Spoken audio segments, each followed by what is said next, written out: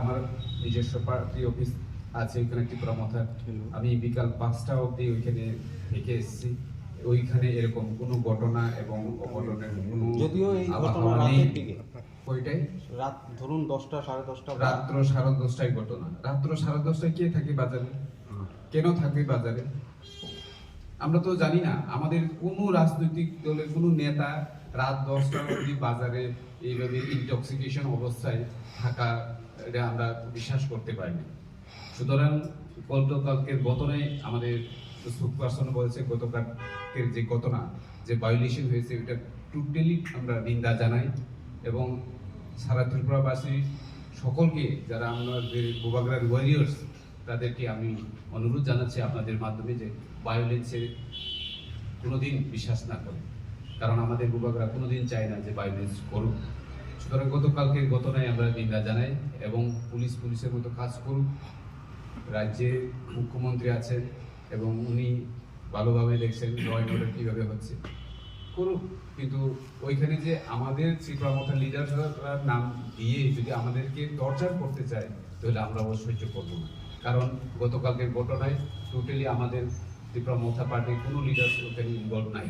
কিন্তু আমি জানতে পেরেছি যে ওইখানে নাকি এফআইআর করা হয়েছে আমাদের ত্রিপুরা মোটা লিডারের নামের বিরুদ্ধে।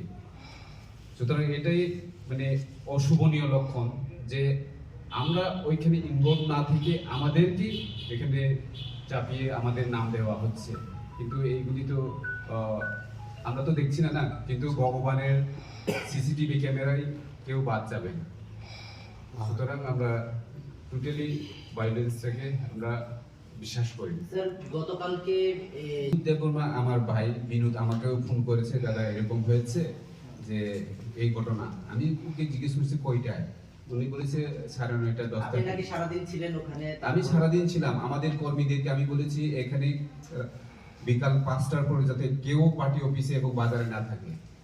সেই কথা মতেই আমাদের লিডার্সরা সবাই বাড়িতে চলে গেছে এবং তারপরেও রাত 9টা 10টা অবধি যদি বাজারে চিল্লাইয়া যদি মদ খাইয়া ওইভাবে ঘটনা করে, সেই ঘটনায় যদি আমাদেরকে জড়িয়ে দেওয়া হয়, এটা আমি মনে করবো খুবই দুর্ভাগ্য। আর বিনোদ তো আমার ছোট ভাইয়ের মতো এবং আমি ওনাকে ভালোবাসি, উনি আমাকে ভালোবাসে। আমি কোনোদিন কাউকে, আমাদের কর্মীদেরকে জীবনেও বলছি না এবং ভবিষ্যতেও বলবো না যে এইভাবে ভায়োলেন্স করো। এবং বিনোদ যে এলিগেশনটা আমার উপরে এনেছেন, আমি মনে করি বিনোদ এরকম বলবে না।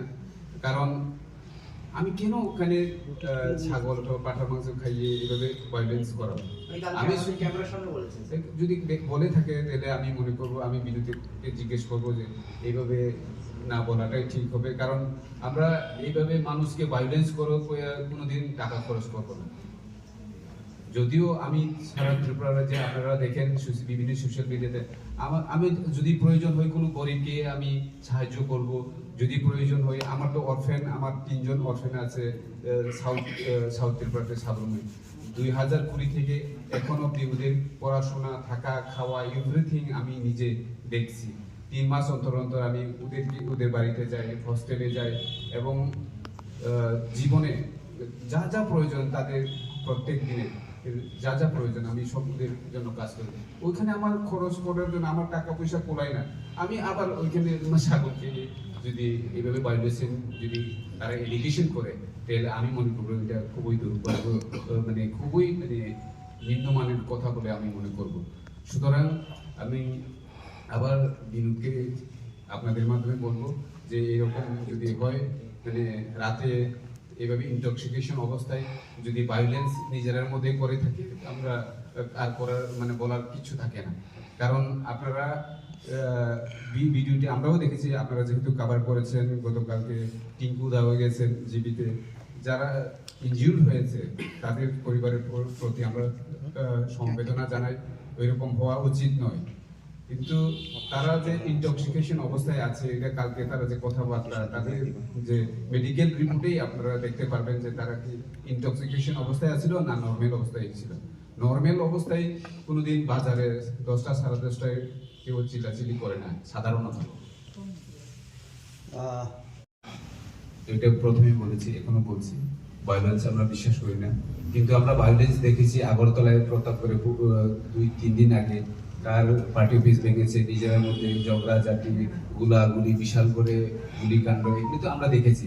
কিন্তু আমাদের এডিসি এরিয়াতে আমরা এরকম হতে দেব না, যতদিন পর্যন্ত আমরা জীবিত থাকি আমরা এরকম হতে দেব না। কিন্তু আনফরচুনেটলি গতকালকে যে হেজামারা ঘটনা, এটা আমরা মেনে নিতে পারছি না, যেটা আমরা ওরা এলিগেশন দিয়েছি। স্বীকার করে বলুন। দেখুন আমাদের মহারাজ নেক্সট ইলেকশনের জন্য চিন্তা করেন না, উনি চিন্তা করেন নেক্সট জেনারেশনের জন্য। সুতরাং শুধু ইলেকশনের শুধু কথা চিন্তা করলেই হবে। আমাদের মহারাজ প্রথম থেকে বলে আছেন, we are not thinking about the next election, we are thinking about the next generation. So election is not important, the important is our right, our land, our community, our script, that are the most important than election. R election কি হবে এটা পরে দেখা যাবে। শুধু ইলেকশনের জন্যই আমরা ক্যাম্পেইন করছি অথবা শুধু ইলেকশনের জন্য আমরা রাজনীতি করছি, এটা ঠিক না। আমরা রাজনীতিতে এসেছি শুধু আমাদের সুরক্ষা করার জন্য, যাতে আমাদের ভারতবর্ষে থেকে, আমাদের ভারতের সংবিধানের থেকে এই ডেমোক্রেসিকে বাঁচিয়ে রাখা, এটাও আমাদের একটা চিন্তাধারা।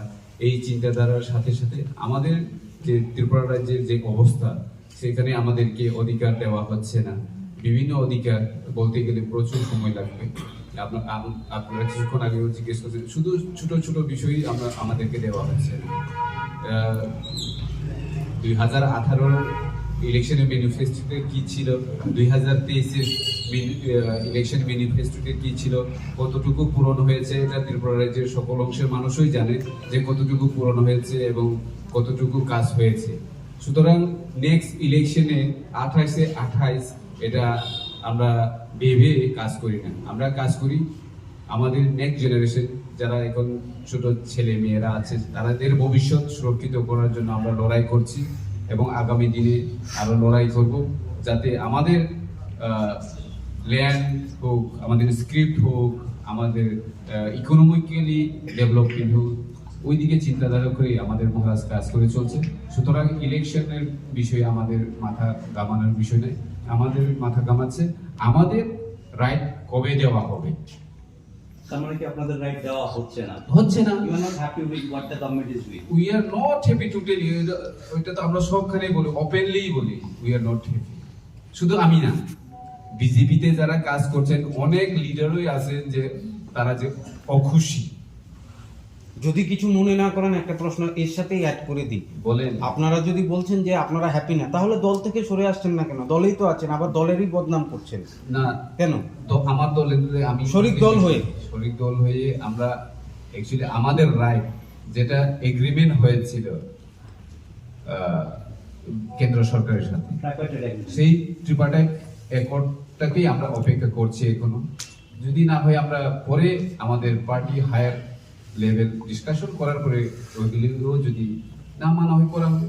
কিন্তু আমরা বিশ্বাস করি যে আমাদের হোম মিনিস্টার অমিত শাহজিকে এখনো বিশ্বাস করি যে হয়তো আমাদের অধিকারটা উনি দেবেই, কারণ আমি নিজেও গিয়েছিলাম ওনার সাথে দেখা করতে, ওই দিন বলেছেন যে অবশ্যই আপনাদের অধিকার দেওয়া হবে, সেই অপেক্ষায় এখনো আছে। সুতরাং আমরা বিশ্বাস হয়তো আমাদের অধিকারটা পাবে, কিন্তু কিছু অপেক্ষা করতে বলেছেন, যেহেতু তাই আমরা অপেক্ষা করছি।